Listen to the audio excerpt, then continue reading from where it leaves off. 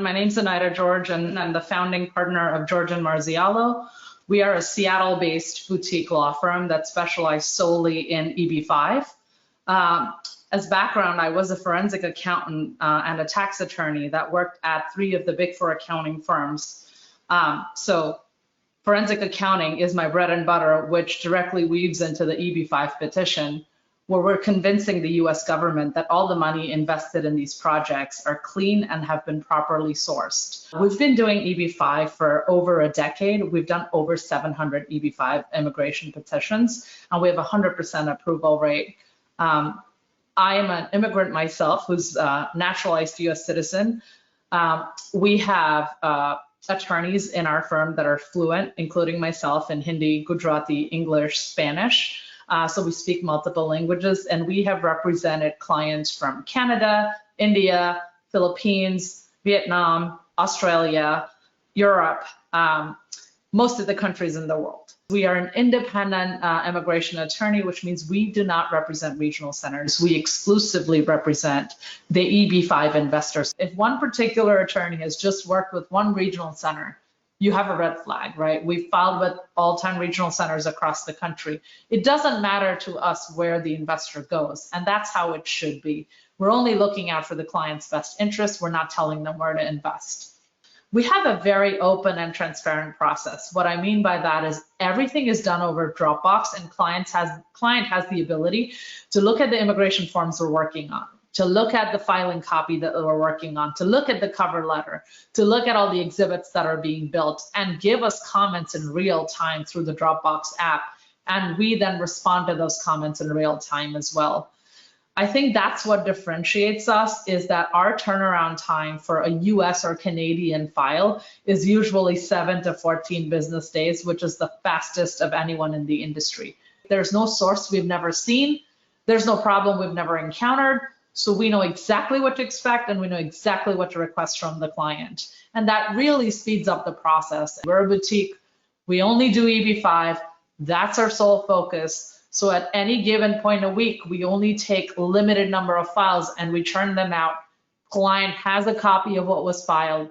Client can see if any mistakes were made. Client can give us comments, and that work product stays with the client until the end of the process. We bend over backward because, again, this is a firm built by an immigrant who's been through the anxiety of the entire immigration process, and it took me 15 years to get here. So I just hope to make it smoother and painless for my clients. I do think that we have a medium pricing model, but we want to make sure that there are no RFEs, and if there are RFEs, that's on us. We cover that. That is not something we pass on to the client. We like to see it in advance. We like to close all the loopholes, which is why we go the extra step of trying to understand what USCIS may request and try to document that in advance before it's requested.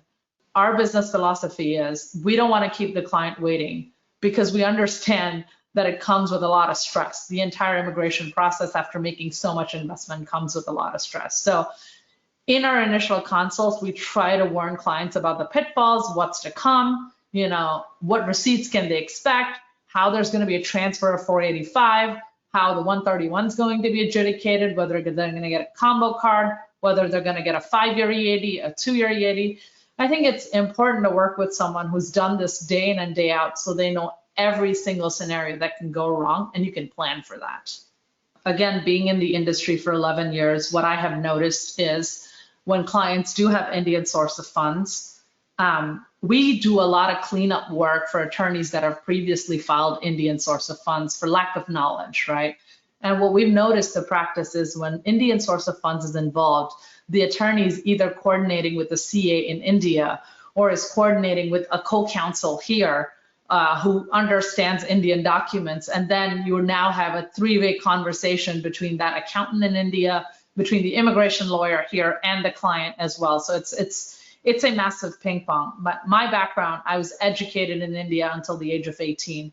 I can read and understand Hindi, Gujarati, Punjabi, Marathi. These are the 4 languages that I can read, write, and understand. We also understand the local country rules. These little things that are just not within the purview of a lot of attorneys that have not operated out of India or understand the Indian source of funds. Whether it's, understanding what the Indian local rules are or what the Canadian tax structure is, we have 11 years of experience in doing this that we can answer any question without a third party being involved in the conversation.